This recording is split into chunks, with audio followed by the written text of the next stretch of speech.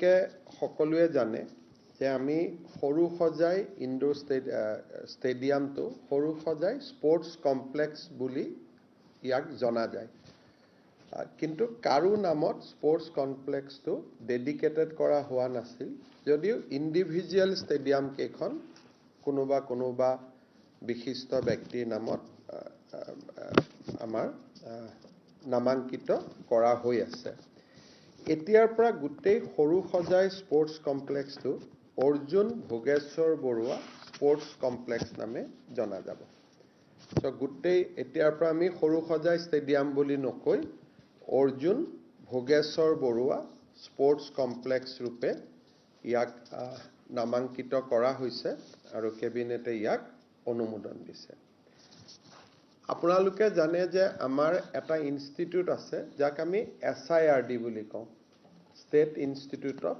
Rural development বুলি কওঁ আজি কেবিনেটে সিদ্ধান্ত লৈছে যে যেটো SIRD বুলি আমাৰ প্ৰতিষ্ঠান আছে তাক Golap Borbora state institute of panchayat and rural development নামে জনা যাব অৰ্থাৎ চমুকৈ যাক আমি SIRD বুলি কওঁ আৰু গোটেই অসমতে ইয়াৰ বিভিন্ন অনুষ্ঠান আছে বিভিন্ন ট্ৰেইনিং সেন্টাৰ আছে গোটেই অসমতে ইয়াক Golap Borbora state institute of panchayat and rural development আমি গোলাপ বৰবৰাৰ জন্ম শতবাৰ্ষিকীৰ সৈতে সংগতি ৰাখি এই নামাকৰণটো কৰিবলৈ সিদ্ধান্ত লৈছো ইয়াৰ পিছত আমাৰ যেটো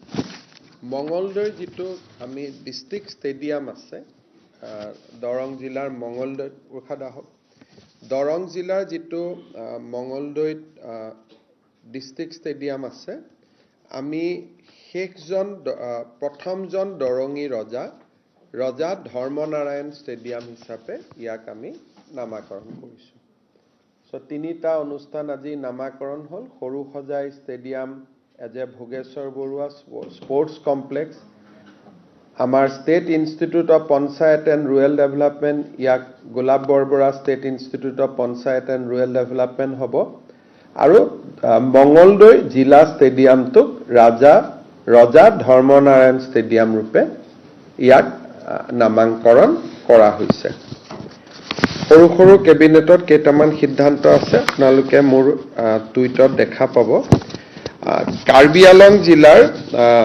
থাৰাকুছি বুলি এখন গাঁও আছে ডংকা ৰেভিনিউ সাৰ্কুলত তাতে আমি 900 মেগাৱাট বিদ্যুৎ উৎপাদন কৰাৰ এটা প্ৰকল্পৰ বাবে যেটো এডভান্টেজ অসমত আমাৰ MOU স্বাক্ষৰ হৈছিল গ্ৰীনকো এনাৰ্জি তেওঁলোকৰ লগত আজি আমাৰ যিখন এডভান্টেজ অসমত লেটাৰ অফ ইন্টেন্ট হৈছিল আজি তাক আমি চুক্তিলৈ ৰূপান্তৰ কৰি তেখেতসকলক মাটি বাৰী আমি গোটেইখিনি দিলো আৰু ইয়াতে তেখেতসকলে প্ৰায় 6000 কোটিতকৈ অধিক টকা ব্যয় কৰিব 900 মেগাৱাট পাম্প ষ্টৰেজ প্ৰজেক্টছ এটো আগতে এডভান্টেজ অসমৰ সময়তে সহি হৈছিল আজি আমি ইয়াক চূড়ান্ত কৰো আজি এটা কেবিনেটে অত্যন্ত গুৰুত্বপূৰ্ণ আৰু এটা সংবেদনশীল সিদ্ধান্ত লৈছে হেতু আপোনালোকে জানে যে আমাৰ ধুবুৰী নগাঁও মৰিগাঁও বৰপেটা সাউথ সালমাৰা গোৱালপাৰা আদি বিভিন্ন জিলাত আমাৰ খিলঞ্জীয়া লোকসকলে তাত যেহেতু আমি সংখ্যালঘিষ্ঠ খিলঞ্জীয়া লোকসকলে যথেষ্ট নিৰাপত্তাৰ প্ৰশ্নত তেওঁলোকে সদায় সন্মুখীন হৈ থাকিব লাগে বিশেষকৈ বাংলাদেশৰ হোৱা ঘটনাৱলীৰ পৰিপ্ৰেক্ষিতত তেওঁলোকে বাংলাদেশৰ ফালৰ পৰাও আক্ৰমণৰ বলি হ'ব পাৰে আৰু নিজৰ গাঁওখনতো আক্ৰমণৰ বলি হ'ব পাৰে সেই পৰিপ্ৰেক্ষিতত আজি কেবিনেটে সিদ্ধান্ত লৈছে যে আমাৰ অসমত এনেকুৱা যিবিলাক ভালনাৰেবল এৰিয়া আছে তাত খিলঞ্জীয়া জনসাধাৰণক আৰ্ম লাইসেন্স দিয়া হ'ব আমি তেওঁলোকক আৰ্ম লাইসেন্স দিম তেওঁলোকে যাতে কোনোবাই যদি ভাবে যে মই বন্দুক কিনিম বা মই আগ্নেয়াস্ত্ৰ ৰাখিম তাৰ কাৰণে আজি আমি এটা স্কিম এনাউন্স কৰিছো, special schemes for grant of arms licences to original inhabitants and indigenous Indian citizen in vulnerable and remote areas of Assam. আমাৰ বহুত সময়ত আমি দেখা পাওঁ যে নিৰাপত্তাৰ প্ৰশ্নত তেখেতসকল ভোগ কৰি থাকে, আৰু বিশেষকৈ এতিয়া যিহেতু বাংলাদেশী নাগৰিক আদি বিতৰণৰ বহুত কাম আমাৰ চলি আছে, গতিকে এই অঞ্চলবিলাকত আমাৰ যিখিনি থলুৱা খিলঞ্জীয়া লোক আছে তেওঁলোক যথেষ্ট নিৰাপত্তাৰ এটা শংকাত ভুগি থাকে, আৰু কিছুমান গাঁৱত অকণমান তেওঁলোকৰ পপুলেশ্যন আছে। ক'ৰবাত ধৰক মই এতিয়া নিজেই জানো যে বাঘবৰ জনিয়াৰ ভিতৰত এখন গাঁৱত কৰবাত 500 ঘৰ মানুহে বাকী আছে আৰু কোনো নাই। গতিকে এতিয়া সেই মানুহখিনিৰ কোনোবাই যদি চৰকাৰে বন্দুকটো কিনি নিদিয়ে, কিন্তু কোনোবাই যদি লাইচেন্স বিচাৰে আমি তেওঁলোকক উদাৰভাৱে লাইচেন্স দিম, যাতে তেওঁলোকে নিজৰ ৰক্ষণাবেক্ষণ কৰিব পাৰে। এইটো এটা সেই অঞ্চলৰ মানুহৰ বহুদিনীয়া এটা অনুৰোধ আৰু দাবী আছিলে। ইয়াৰ ফলত ধিং, ৰূপহী, লাহৰীঘাট এই অঞ্চলবিলাকৰ পকেটত যিবিলাক আমাৰ অসমীয়া মানুহ এতিয়াও আছে, তেওঁলোকে সদায় ভয়ত জেগাখিনিৰ পৰা ওলাই আহিব লাগে, মাটি বাৰী বিক্ৰী কৰি ওলাই আহিব লাগে। এতিয়া আমি তেওঁলোকক কৈছোঁ যে চৰকাৰে আপোনালোকে লাইচেন্স খোজক, আমি আৰ্মছ লাইচেন্স আপোনালোকক দি দিম, আপোনালোকে তাত অন্তত এটা সাহসেৰে সৈতে থাকিব পাৰিব। চৰকাৰেতো সাহস দিয়ে আছে, এটা অতিৰিক্তভাৱেও আপোনালোকে এটা সাহস পাব। এই এটা সিদ্ধান্ত আজি কেবিনেটে খুব এটা ইম্পৰ্টেণ্ট মাইলষ্টন। বহুদিনৰ পৰা এই দাবীবিলাক অসম আন্দোলনৰ সময়ৰ পৰা এই দাবীবিলাক আছিলে, কিন্তু কোনো চৰকাৰে সাহস কৰা নাছিলে যে আমি দিব পাৰিম নোৱাৰিম। এই দাবীবোৰ আজি নহয়, অসম আন্দোলনৰ দিনাখনৰ পৰা এই দাবীবোৰ আছিলে, আৰু তেতিয়াই যদি আমাৰ থলুৱা মানুহখিনিক আৰ্ম লাইচেন্স আমি দিলোহেঁতেন, হয়তো বহুত মানুহ নিজৰ ঘৰ মাটি বিক্ৰী কৰি নাহিলেহেঁতেন। আজি কেবিনেটে যিটো আমাৰ যিটো জাতি মাটি ভেটিৰ যিটো কল্পনা, তাক আমি আগুৱাই লৈ গৈ আজি আমি সিদ্ধান্ত লৈছোঁ যে য'তে অসমীয়া মানুহ সংখ্যালঘিষ্ঠ, থলুৱা মানুহ, জনজাতীয় লোক য'তেই সংখ্যালঘিষ্ঠ, তেওঁলোকে তাতে আৰ্মছ লাইচেন্সৰ কাৰণে আবেদন কৰিব পাৰিব, আৰু চৰকাৰে উদাৰভাৱে তেওঁলোকক আৰ্মছ লাইচেন্স দিয়াৰ ব্যৱস্থা কৰিব। কিন্তু এইটো নহয় যে আমি বন্দুকটো কিনি দিম, সেইটো কনফিউজ কৰিব নালাগে। আমি কাকো বন্দুক কিনি নিদিওঁ, কিন্তু কোনোবাই যদি আৰ্মছ বিচাৰে তেতিয়াহ'লে আমি তেওঁলোকক আৰ্মছ আমি দিয়াৰ ব্যৱস্থা কৰিম। ইণ্ডো বাংলা বৰ্ডাৰ শব্দটো আমি কোৱা নাই, মই খালি উদাহৰণ দিছোঁ যে আজিয়ে কিয় কেবিনেটে সিদ্ধান্তটো ল'বলগীয়া হ'ল। কিন্তু উত্তৰটো হ'ল যে ভালনাৰেবল এণ্ড ৰিম'ট এৰিয়া। গতিকে ৰিম'ট এৰিয়া বুলি ক'লে চাউথ চালমাৰা পৰি গ'ল, ভালনাৰেবল এৰিয়া বুলি ক'লে যদিও ৰিম'ট নহয়, ধিং ৰূপহীৰ অসমীয়া মানুহখিনিৰ কাৰণে এইটো ভালনাৰেবল এৰিয়া হৈ গ'ল। গতিকে দুটা ক্ৰাইটেৰিয়া কৰা হৈছে, এটা ভালনাৰেবল আৰু এটা ৰিম'ট, দুটা ক্ৰাইটেৰিয়া কৰা হৈছে। আমিতো কোনোদিনে কাকো কোৱাই নাই লাগে, মোক ব্যক্তিগতভাৱে আবেদন কৰি থাকে, কিন্তু চৰকাৰতো আঁচনি নাছিলে। মোক গ'লে কৈ থাকে যে ছাৰ আমাক আৰ্মছ লাইচেন্স দিয়ক বা আমাক বন্দুকৰ। মোক কি আৰু, মই যেতিয়া গাঁৱত মিটিং কৰিব যাওঁ, পঞ্চায়ত ইলেকশ্যনতে মিটিং কৰিব গৈছোঁ, ৰাইজক মই লগ কৰোঁ, ৰাইজে মোক যি কাগজ পত্ৰ দিয়ে সেইবিলাকৰ ওপৰতে আমি পিছত সিদ্ধান্ত লওঁ। গতিকে এইবাৰ মই ইলেকশ্যনত যাওঁতে মোক বহুত লোকে কৈছিলে, বিশেষকৈ নগাঁও আৰু দৰঙত যাওঁতে, যে আমাক ছাৰ আৰ্মছ লাইচেন্স দিয়ক, নহ'লে আমি মাটিবোৰ বিক্ৰী কৰি দিব লাগে। সব জিলাতে দি দিম। ভালনাৰেবল বুলি ক'লেতো চৰকাৰৰ ওপৰত পৰে, গতিকে গুৱাহাটীতো ভালনাৰেবল এৰিয়া থাকিব পাৰে। আপুনি যদি ভাবে যে গুৱাহাটীত আমি কোনোবা এখন জেগাত আমাৰ হাতীগাঁৱত দিব লাগে, সেইটোও ভালনাৰেবল এৰিয়া হৈ গ'ল। গতিকে এটা চৰকাৰৰ ওপৰত কথা, ভালনাৰেবল এণ্ড ৰিম'ট। খালি আপোনালোকে ভালনাৰেবল আৰু ৰিম'ট বুলি ক'লে কি বুজে, বুজাবৰ কাৰণে মই উদাহৰণ দিছোঁ, কিন্তু এইটো আপ টু দ্য গভৰ্ণমেণ্ট। গভৰ্ণমেণ্টে য'তেই ভাবে ভালনাৰেবল আৰু ৰিম'ট বুলি তাতেই দিব পাৰিব। গতিকে এইটোৰ ফলত আমাৰ মানুহখিনিৰ নিৰাপত্তাৰ এটা সমস্যা এটা সমাধান। সেইটো আৰু ৰেহাই দিব নিয়ম নাই, আৰ্মছখিনি তেওঁলোকে কিনিব, লাইচেন্সখন আমি সহজে দি দিম।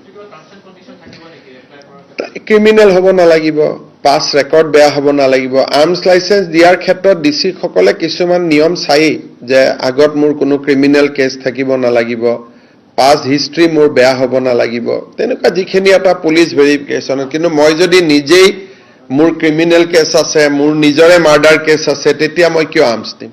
গতিকে এইখিনি যিখিনি এটা দিব, আৰু এইটো বহুত দিনৰ পৰা ডিমাণ্ড চলি আছিল যে ইণ্ডো বাংলা বৰ্ডাৰত, এইটো অসম আন্দোলনৰ ডিমাণ্ড, অসম আন্দোলনৰ দিনৰ পৰা এইটো ডিমাণ্ড চলি আছিলে।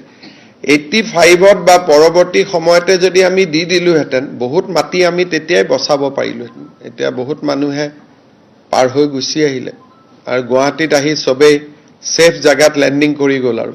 গতিকে নহ'লে আমি বহুত মাটি তেতিয়াই বচাব পাৰিলোহেঁতেন। Today, Government of Assam has taken a very important decision in our cabinet. We have Assam is a very difficult and very sensitive state. Today, we have decided that we will give arm license to the eligible persons who are residing in remote area, vulnerable area, and border area. And we will encourage our original inhabitants and indigenous Indian citizens to apply and take arms license as per the eligibility provided in the Indian Arms Act. Also, sir, how would you define the parameters of deciding which areas the government will notify as vulnerable? People of Assam knows which area is vulnerable, which area is remote. So all our deputy commissioner knows that. So vulnerable means wherever there are people who feels safe. I mean, they feel threatened to their life and property. So this definition in Assam everybody knows. So it is not a very complicated item. From today, we will notify it after once we take a cabinet memorandum, it will take maximum 24 hours to sign. After that, it is notified. Habo? Mr. Chief Minister, today Congress MP Gaurav Gogoi has admitted to his visit to Pakistan and has also challenged the government that why the government is not taking any action if his visit and his children and wife not being Indian citizens. So, ji manhor laj nathake, hi ebilak মই আগতে যি মানুহৰ লাজ নাথাকে, যেতিয়া একেবাৰে মানুহ এজন নিলজ্জ হৈ যায়, কোনো লিমিট নাথাকে, তেতিয়া কয় যে মোৰ ল'ৰাও বিদেশী, মোৰ ঘৈণীও বিদেশী, ছোৱালীও বিদেশী, কি কৰ। তো সেইটো একদম যেতিয়া এটা মানুহ নিলজ্জতাৰ শেষ পৰ্যায়ত যায় যে ইয়াতকৈ আৰু নিলাজ নাই, তেতিয়া মানুহ এটাই কয়। আজি যদি কোনোবা এটা মানুহে কয় যে মই অসমীয়া বিৰোধী হয়, মোক কি কৰিবি কৰ, তেতিয়াতো আৰু কোনো একো কৰিব নোৱাৰে। সো এইটো যিটো তেওঁ কৈছে, এটা কথা মই ডেফিনেটলি কৈছো যে what ever he has reveal, that is only 10% of it. So what I am going to reveal on 10th September, Rahul Gandhi will regret for his life that why I have appointed this guy as a deputy leader in the parliament and the president of Assam Congress Committee. So now I know that Rahul Gandhi himself is encouraging Pakistani element in Congress party. Otherwise, if in a family 3 person is not a citizen of India, only 1 person is citizen of India, then who is nationalist party is going to encourage that guy? যিজন মানুহে নিজৰ ল'ৰা ছোৱালীক ভাৰতীয় হোৱাৰ যোগ্যতা বুলি নাভাবে, তেওঁ আমাৰ ল'ৰা ছোৱালীক কি চকুৰে চাব? তেওঁ কোন ল'ৰা ছোৱালীৰ লগত কথা পাতিব? মইতো অসমৰ বাতৰি কাকত কেইখনক দেখি মোৰ হাঁহি উঠি আছে যে মানে তিনিজনে ভাৰতীয় নহয় বুলি কথাটো মানে নায়ক সজাইহে প্ৰজেক্ট কৰিব খোজে। ইয়াতকৈ লাজৰ কথা কিবা আছে নেকি যে সৰু ল'ৰাটোক মই ব্ৰিটিছ বনাই দিছো? ডাঙৰ হলে কোনোবাই কিবা কৰক, মোৰ ল'ৰাটোক মই ব্ৰিটিছ বনাই দিছো, মোৰ ছোৱালীজনীক মই ব্ৰিটিছ বনাই দিছো, মোৰ ঘৈণীয়েকে ভাৰতীয় নাগৰিক লোৱা নাই আৰু মই কৈছো কি কৰে কৰক মোক এৰেষ্ট কৰক ইয়াতকৈ এইটো মইতো নিৰ্লজ্জ ইয়াতকৈ আৰু নিৰ্লজ্জ মানুহ মই ৰাজনীতিত কাকো দেখাই নাই আজিলৈকে this is the height of everything আজি যিখিনি কৈছো 10% মই আজি আপোনালোকক ডিৰেক্টলি কৈছো যে his wife and he is very deeply involved in anti-India activity. And I am going to prove it. তেওঁ যেটো পাকিস্তানত গৈছে মই আজি আকৌ এবাৰ কৈছো মোৰ কথা প্ৰত্যেকটোৱে সঁচা আছে ঘৈণীয়েকৰ লগত এটো কোনো সম্পৰ্ক নাছিল that was his own independent visit এবাৰ গৈছে দুবাৰ গৈছে তো পাসপোৰ্ট আমি যিমান পাম হিমানেই মইতো কৈছো তেওঁ নেপালতো এবাৰ গৈছিল তেওঁ নেপালৰ পৰা ক'ত গৈছে এটো কোনে জানে গতিকে কিন্তু তেওঁ যেটো আজি কৈছে যে মোৰ পৰিবাৰ তাত থকাৰ কাৰণে গৈছিল that is false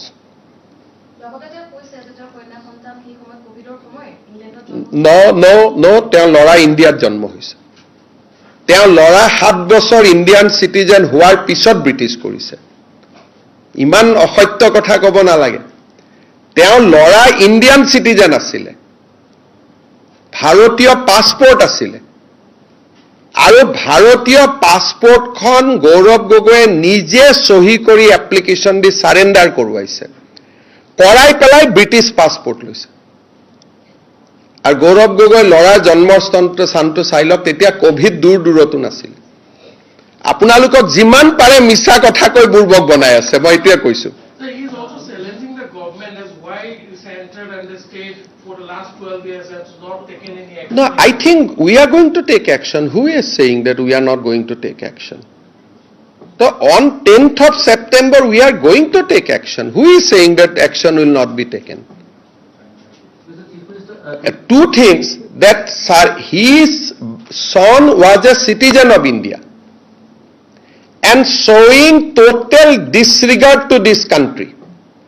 He by himself signed the application. Actually, I thought 2021 he has decided to leave this country. That is why he has changed the citizenship of his son in 2021, post-COVID. I know the date also. And we have the exact copy of application also with us. His daughter was born in Britain. That is correct. But his son was a Indian citizen. Kot janmo hoise moi najano. But he had a Indian passport. In 2021, after I formed the government in Assam, he surrendered his son's British passport, or Indian passport, and he took a British passport. COVID logot kono link nai. যিমান পাৰে অসত্য কথা কৈ আছে 10 তাৰিখে ৰাস্তাত উলাব জাগা নোহোৱা হ'ব আৰু তেওঁৰ পৰিবাৰে আইবিৰ ওপৰত নজৰ ৰাখিছিলে for the climate activist there is a report we have see quoted a report extensively quoting from a IB documents.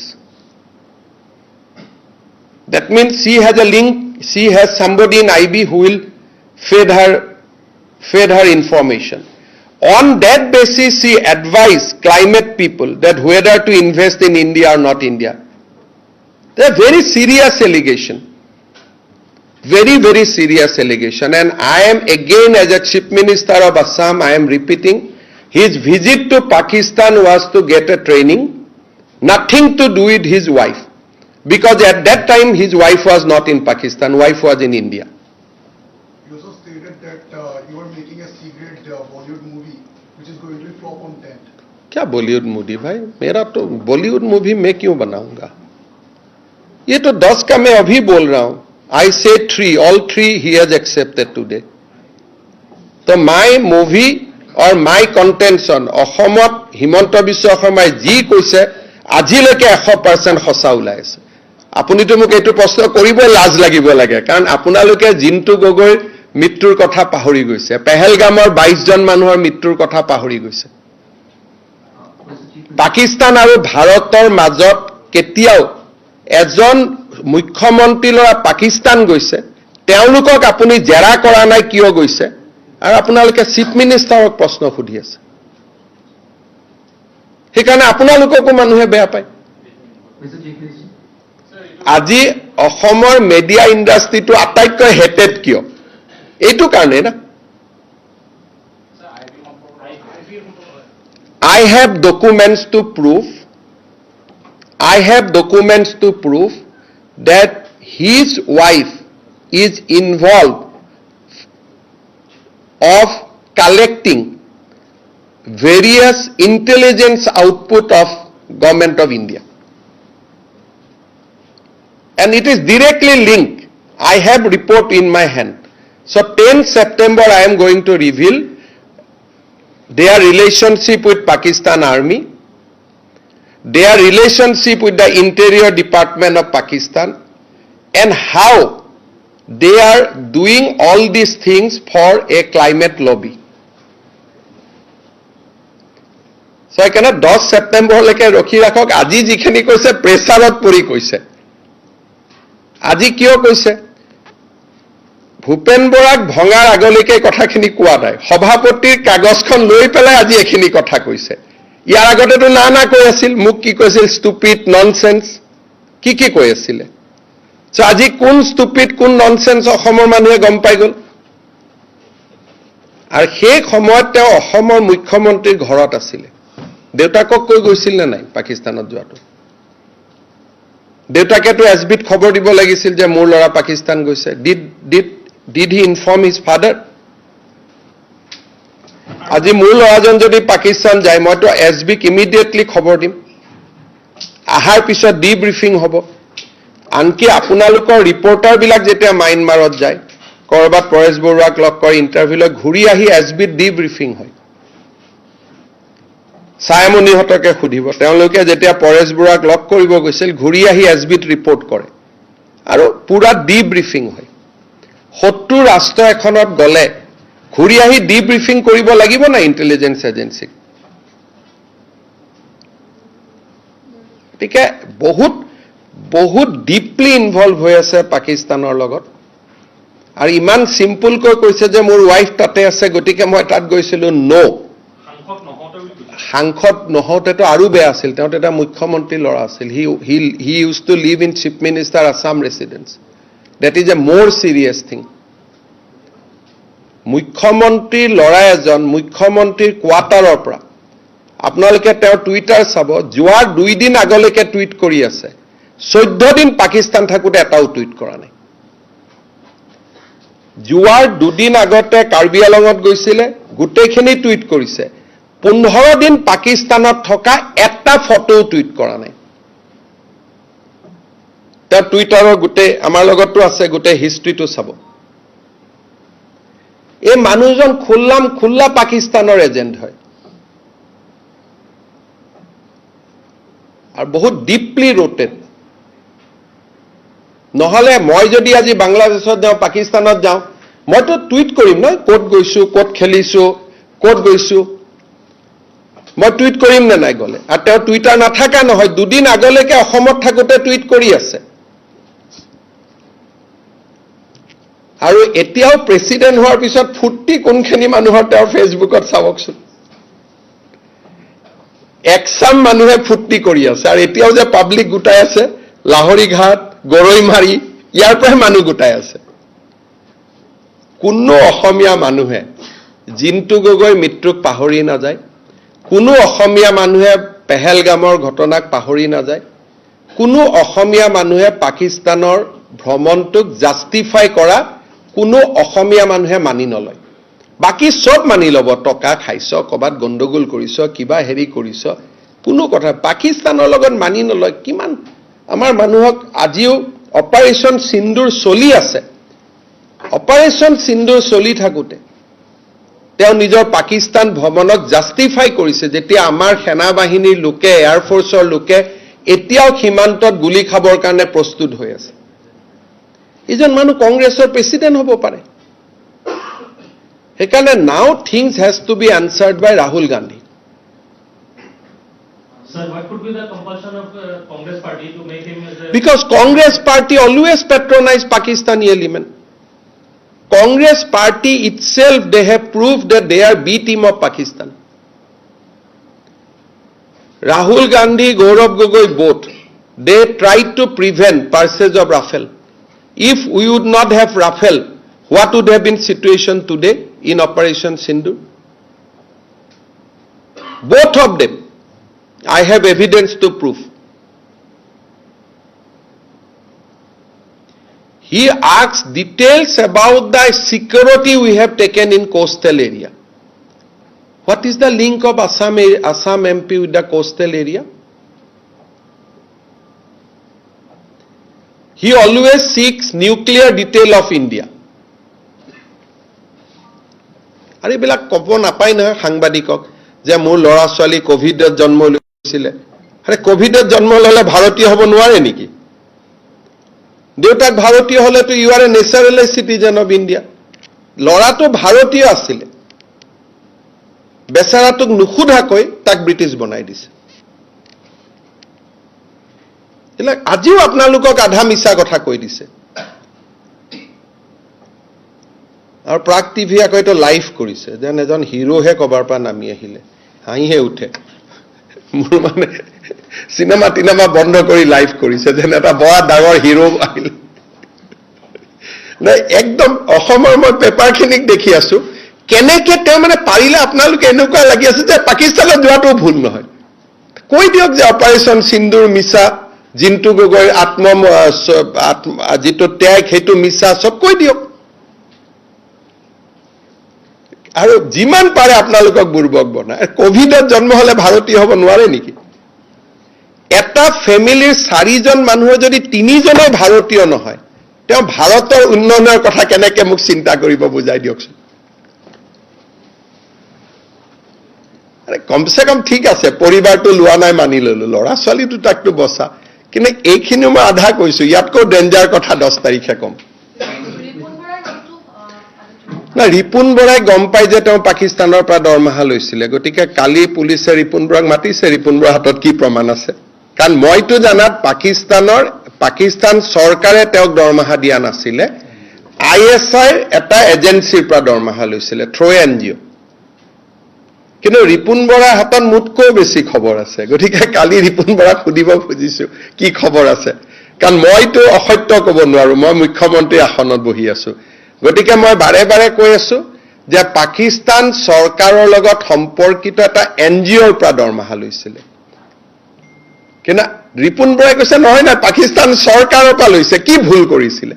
আৰু যদি পাকিস্তান চৰকাৰৰ পৰাও দৰমহা লোৱাটো ভুল নহয়, তেতিয়া গৈ পেলাই পাকিস্তান আৰ্মিৰ কোলাত বহি থাকক গৈ। জ্যোতি মালহোত্ৰা কিয় এৰেষ্ট কৰিব লাগিলে? যদি শত্ৰু ৰাষ্ট্ৰ এখনৰ দৰমহা লোৱাটো ভুল নহয়, তা ভুল মানে কি? খোলা কৈ দিয়ক ভাই মই পাকিস্তানী হয়। অসমৰ মোৰ হাতত যিমান তথ্য আছে, অসমৰ ইতিহাসে এই ব্যক্তিজনক কেতিয়াও ক্ষমা নকৰে, মই ইমানে আপোনালোকক কৈ থৈ দিছো। Mr. Chief Minister, today Gaurav Gogoi's admission to going to Pakistan came today after he's been made PCC chief. Do you think somewhere that now he's... I think you see, the entire point was to dethrone Bhupen Bora. He could have admitted that prior to his appointment also. So he is very smart. He knows that he has to admit. So he admitted after taking the appointment letter as a Congress president. He could have admitted this during Panchayat election also. He neglected Assam journalists like anything. Every time they have asked, he said CM is nonsense, CM is falana. Today he admitted, because he knows that 10th September is coming. But today also he has made a very wrong statement. His Pakistan visit was nothing to do with his wife. That was an independent visit with the approval of Interior Department of Pakistan. But today he has made personal attack on you as well. Oh no, ठीक है भाई, मैं तो हमें असम का लोग मेरा ऊपर पर्सनल अटैक करते ही रहता है. That is not a big deal. No, is it a build-up for the next year's elections? When Pakistan thing is nothing to do with election, brother. Election will come and go. Election will come, election will go. That is nothing to do with election. This is about national security, about Bharat. This is nothing to do with election. Anyway, if he is not, somebody will have to fight election. We fought election against his father. So you cannot say that election there will be no enemy. You will have opponent. If not he, somebody else. If not somebody else, other. So we have fought with every kind of people, right from Akhil Gogoi to everybody. So fighting is not a question. But this is about nation. This is about Bharat. This is about India. His wife was snooping on our IB. And I have documents to prove that. It was all because of taking advantage of Tarun Gogoi's position, they crafted a role within our Indian establishment.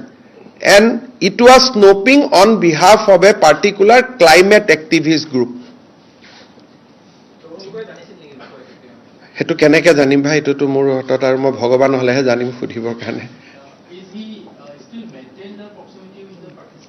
At least till 2017-18 they have maintained. After that I don't have evidence. I have the chain only up to 2018, post-COVID, pre-COVID. After COVID I don't know. But till then they were close to the Pakistani establishment. And many more things will come on 10th September. Just wait. আর কালিও তেওঁ receive কৰিব এই মানুহবিলাকে maximum bus আহিব লাহৰি ঘাটৰ পৰা। আপোনালোকে সেইবিলাকে দেখুৱাব জনসংখ্যা, জনসমুদ্ৰ, হয় নহয়? কিন্তু জনসমুদ্ৰক এটা চাই ললে হ'ব আপোনালোকে। They are deeply involved. মই আগতে কৈছিলো পাকিস্তান গৈছে, তেওঁ স্বীকাৰ কৰি ললে। আজি মই নেক্সট টাইমত কৈছো যে তেওঁলোকৰ গোটেই সম্পৰ্কতে পাকিস্তানী ৰাষ্ট্ৰযন্ত্ৰৰ লগত। আজি মই নেক্সট এলিগেশ্যনটো দিছো। ইমান দিনে মই অলপ সৰু কৰি কৈ আছিলো যে এটা কৈ ট্ৰেপত পৰি গৈ থাকক। আজিতো মই 3টা কথা কৈছিলো, 3টাই প্ৰুভ হৈ গ'ল।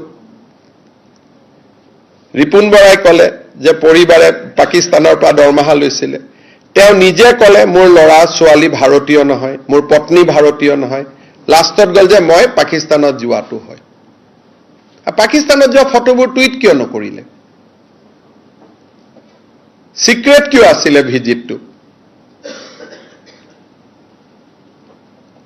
এখনটো ফটো টুইট কৰিব লাগিছিল। যদি তোমাৰ মনটো অনেষ্টে আছিলে, মই পৰিবাৰক লগ কৰিব গৈছিলো, পৰিবাৰৰ লগত ফটো টুইট কৰিব লাগিছিল। কোন জায়গাত ঘৰ আছিল, কি আছিল, মানুহে জানিলেহেঁতেন।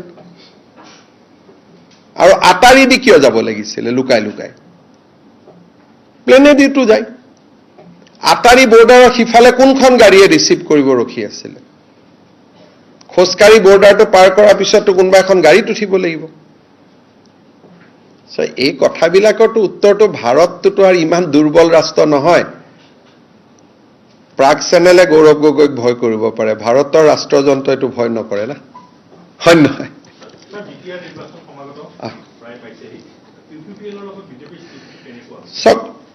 প্ৰমোদ বড়োৱে যোৱা 5 বছৰ খুব পাৰদৰ্শিতাৰে সৈতে বিটিচি নিৰ্বাচন, বিটিচিখন পৰিচালনা কৰিছে। আৰু আজিৰ দিনটোতো বিটিচিৰ উৰ্ষা গৌৰা ব্ৰহ্ম, UPPLৰ আমাৰ মন্ত্ৰীসভাৰ সদস্য, আৰু আমিও প্ৰমোদ বড়োৰ মন্ত্ৰীসভাত বিজেপি দল সদস্য হিচাপে আছে। আমি বিজেপি দলৰ আগৰ পৰাই এটা সিদ্ধান্ত আছে যে বিটিচিৰ ইলেকশ্যন আমি অকলে খেলিম। কিন্তু আমি বড়ো জাতিসত্তাৰ যিটো আত্মনিয়ন্ত্ৰণৰ অধিকাৰ তাক আমি সন্মান কৰোঁ। সেইকাৰণে আমাৰ যিমান শক্তি সিমান শক্তিমতে আমি প্ৰতিদ্বন্দ্বিতা কৰিম। আৰু প্ৰমোদ বড়োৰ প্ৰতি আমাৰ শুভকামনা থাকিব। আৰু যি কেইটা সিটত আমি কণ্টেষ্ট নকৰোঁ, সেইকেইটা সিটত ডেফিনেটলি আমাৰ প্ৰমোদ বড়ো জিকি আহক, তাক আমি কামনা কৰিম। কিন্তু আমি নিৰ্বাচনত অকলে খেলিম, এইটোৱে কথা।